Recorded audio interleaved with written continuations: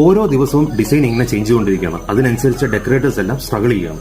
എന്തുകൊണ്ടാണ് അവർ സ്ട്രഗിൾ ചെയ്യുന്നത്, അല്ലെങ്കിൽ എന്തുകൊണ്ടാണ് അവർക്ക് നല്ലൊരു റിസൾട്ട് കിട്ടാത്തത്? അത് അവരുടെ ഡിസൈനിന്റെ കുഴപ്പമുണ്ടല്ല, അവർ ഫോക്കസ് തെറ്റായതുകൊണ്ടാണ്. ഒന്നാമത്തെ കാര്യം, എല്ലാവരും പുതിയ ഡിസൈനിലാണ് ഫോക്കസ് ചെയ്യുന്നത്.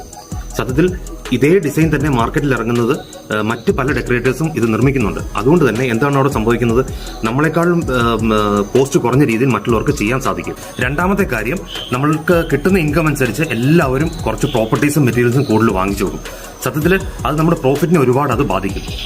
നമ്മൾ എപ്പോഴും ഒരു കാര്യം ഓർക്കേണ്ടത്, നമ്മുടെ ആ വെഡിങ് ഫംഗ്ഷന് മുമ്പ് ക്ലയന്റ് നമ്മളുമായിട്ട് ഫ്ലവറിനെ കുറിച്ചും ഡ്രൈപ്പറിനെ കുറിച്ചും പുതിയ ഡിസൈനെ കുറിച്ചും ഒക്കെ സംസാരിക്കുമെങ്കിലും കല്യാണത്തിന് ശേഷം അല്ലെങ്കിൽ ആ ഫംഗ്ഷന് ശേഷം അവരെപ്പോഴും എന്താണോ അവിടെ ഫീൽ ചെയ്തത് അത് മാത്രമേ നമ്മൾ സംസാരിക്കത്തുള്ളൂ.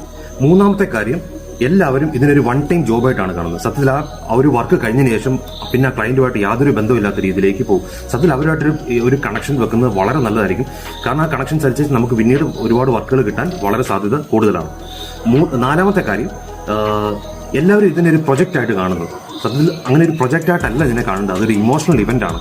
നമ്മൾ ആ ഫാമിലിയിലേക്ക് ഇറങ്ങി ചെന്നിട്ട് അവരുടെ കാര്യങ്ങൾ മനസ്സിലാക്കി നമ്മളത് ചെയ്യുമ്പോൾ സത്യത്തിൽ അവർക്ക് കിട്ടുന്ന ആ ഫീല് ഉറപ്പായിട്ടും സോഷ്യൽ മീഡിയ വഴിയും അല്ലാതെയും ഒക്കെ നമ്മളെ പ്രൊമോട്ട് ചെയ്യാൻ വളരെ സാധ്യത കൂടുതലാണ്. പിന്നെ ഏറ്റവും ലാസ്റ്റായിട്ട് നമ്മൾ ചിന്തിക്കേണ്ട കാര്യം, എല്ലാവരും നമ്മുടെ ബ്രാൻഡിനെ അല്ല നോക്കുന്നത്, പുതിയ ട്രെൻഡാണ് നോക്കുന്നത്. പിന്നെ ഇതിനെല്ലാം ഉപരി എനിക്ക് കൂടുതലായിട്ട് നിങ്ങളുടെ അടുത്ത് പറയാനുള്ളത്, നമ്മൾ ഈ 2025 നമ്മുടെ ബിസിനസ് അല്ലെങ്കിൽ നമ്മൾ ഡെക്കറേഷനുമായിട്ട് ബന്ധപ്പെട്ട് മുമ്പോട്ട് പോകുമ്പോൾ നമ്മൾ ഏറ്റവും കൂടുതൽ നമ്മൾ ഫോക്കസ് ചെയ്യേണ്ടത് റിലേഷൻഷിപ്പിലാണ്. അതിപ്പോൾ റിലേഷൻഷിപ്പ് ബിസിനസ്സുകാരായിട്ടായിക്കോട്ടെ ക്ലയന്റുമായിട്ടായിക്കോട്ടെ, ആ റിലേഷൻഷിപ്പ് നിൽക്കുന്നിടത്തോളം കാലം നമ്മുടെ ബിസിനസ് നിലനിൽക്കും. അപ്പോൾ ഞാൻ പറഞ്ഞത് മനസ്സിലായെന്ന് കരുതുന്നു. Thank you. ഓരോ ദിവസവും ഡിസൈൻ ഇങ്ങനെ ചേഞ്ച് ചെയ്തുകൊണ്ടിരിക്കുകയാണ്. അതിനനുസരിച്ച് ഡെക്കറേറ്റേഴ്സ് എല്ലാം സ്ട്രഗിൾ ചെയ്യുകയാണ്. എന്തുകൊണ്ടാണ് അവർ സ്ട്രഗിൾ ചെയ്യുന്നത്, അല്ലെങ്കിൽ എന്തുകൊണ്ടാണ് അവർക്ക് നല്ലൊരു റിസൾട്ട് കിട്ടാത്തത്?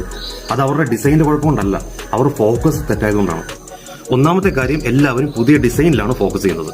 സത്യത്തിൽ ഇതേ ഡിസൈൻ തന്നെ മാർക്കറ്റിൽ ഇറങ്ങുന്നത് മറ്റ് പല ഡെക്കറേറ്റേഴ്സും ഇത് നിർമ്മിക്കുന്നുണ്ട്. അതുകൊണ്ട് തന്നെ എന്താണ് അവിടെ സംഭവിക്കുന്നത്, നമ്മളെക്കാളും കോസ്റ്റ് കുറഞ്ഞ രീതിയിൽ മറ്റുള്ളവർക്ക് ചെയ്യാൻ സാധിക്കും. രണ്ടാമത്തെ കാര്യം, നമ്മൾക്ക് കിട്ടുന്ന ഇൻകം അനുസരിച്ച് എല്ലാവരും കുറച്ച് പ്രോപ്പർട്ടീസും മെറ്റീരിയൽസും കൂടുതൽ വാങ്ങിച്ചു കൊടുക്കും.